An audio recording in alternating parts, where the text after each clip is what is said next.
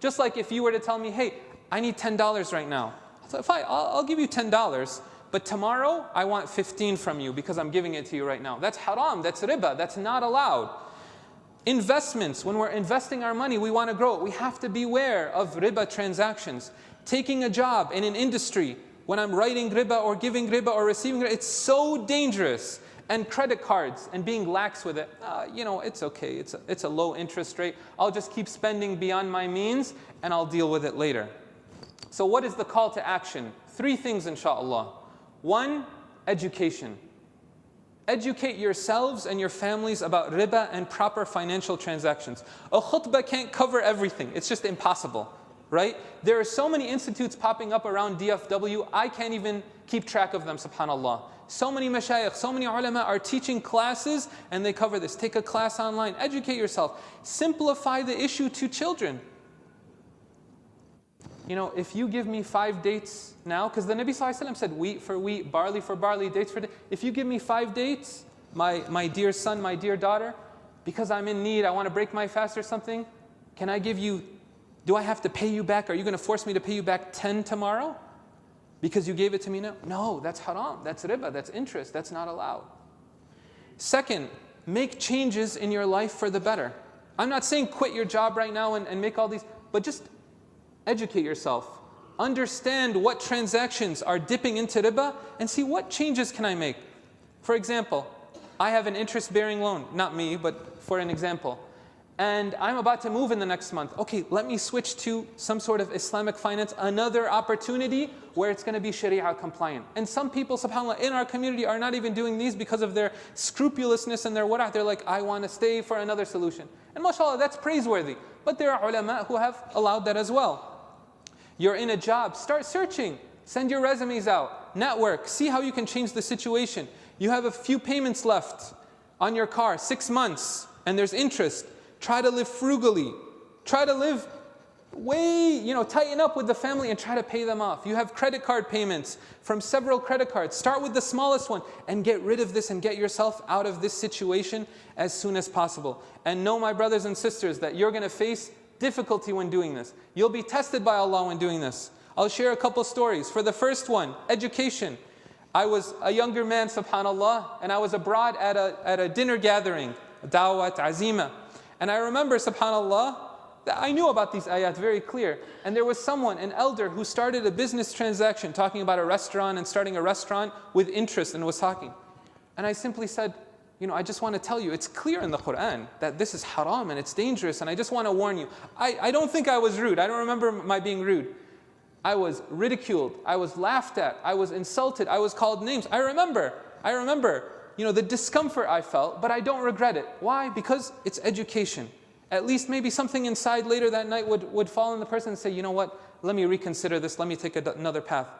Making changes as well. I recently bought a car, and I wanted it to be 0% interest. And I remember calling all these dealerships trying to find a way to solve this issue. And I was in the finance department, and the finance person was a Muslim, laughing at me, telling me that why are you doing this? It's such a waste. What if your car crashes? And all of these scenarios. And I'm like, look, I can sleep well at night knowing that I have a 0 interest loan, that I didn't engage in riba. It doesn't matter if I'm paying more. It doesn't matter if I lose more. It doesn't matter if I'm paying this or that. Alhamdulillah, I'm happy. And you do it with a smile on your face. And lastly, the last piece of advice is, how can we make changes in our society, in our community?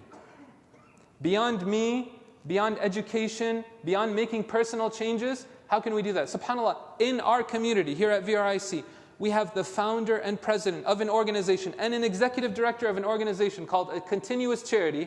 And I didn't tell them I was going to say this, and we didn't coordinate or anything.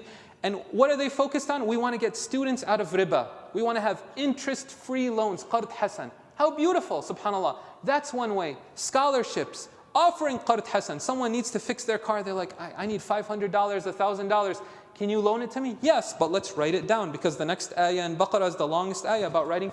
We'll write it down, we'll do this properly, but 0% interest, and you have, so how many months do you need? And do that so we can help each other. And if you're borrowing money, don't delay it. Don't take advantage of other people's kindness. I'll give one more, inshallah, solution. I'm part of a credit union, one of the banks that I deal with. And I have a checking account. And subhanAllah, at that time, it was the only one I had. And interest started to come into it. And so I called them up and I told them, you gave me, it was a few pennies or $1 or something. I don't want it. They said, what do you mean? It's free money, take it. My religion prohibits. And I kept calling them and calling them and calling them. Guess what?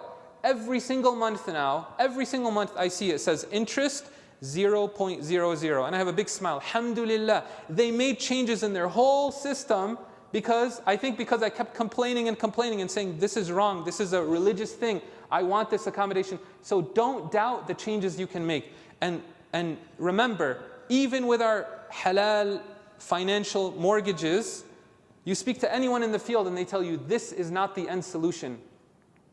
We need to do better as a community. This is a temporary stopgap. We need to rethink the economy and the currency. The Nabi sallallahu alaihi wasallam, he said, avoid the 7 great destructive sins. And the people asked, oh Allah's apostle, what are they? And he mentioned 7, and from amongst them is consuming riba. So to recap, 1, educate yourself and your family about riba. 2, make changes in your life. See, how can I optimize and be better and get away from this? And 3, make a positive change in society. You've seen the ceasefire, so-called ceasefire that started on Sunday, while our Muslim brothers and sisters continue to be killed, continue to be murdered, continue to be abducted, continue to be thrown out of their homes and exiled from different locations. And now in the West Bank in occupied Palestine, most recently in Jenin, subhanallah. So when we're talking about financial transactions, also keep in mind, boycott, divestment, sanctions. I'm going to boycott these industries that support the occupation that are oppressing my brothers and sisters in Palestine or elsewhere. Something came up about Uyghur brothers and sisters in slave labor. You find out that clothing is made by them or this company, stay away from it. And divestment, in terms of our investment accounts at work, we can bring this up and say, I don't want to support these military corporations that are funding bombs that are falling on innocent people. Alhamdulillahi Rabbil Alameen, Qayyum as-samawati wal-aradeen, was-salatu ala ya ayyuha alladhina amanu ittaqullaha wa dharu ma baqiya min ar-riba in kuntum mu'minin. وعن أبي هريرة رضي الله عنه قال عن النبي صلى الله عليه وسلم قال اجتنبوا السبع الموبقات. قالوا يا رسول الله وما هن؟ قال الشرك بالله والسحر وقتل النفس التي حرم الله إلا بالحق وأكل الربا وأكل مال اليتيم والتولي يوم الزحف وقذف المحصنات المؤمنات الغافلات.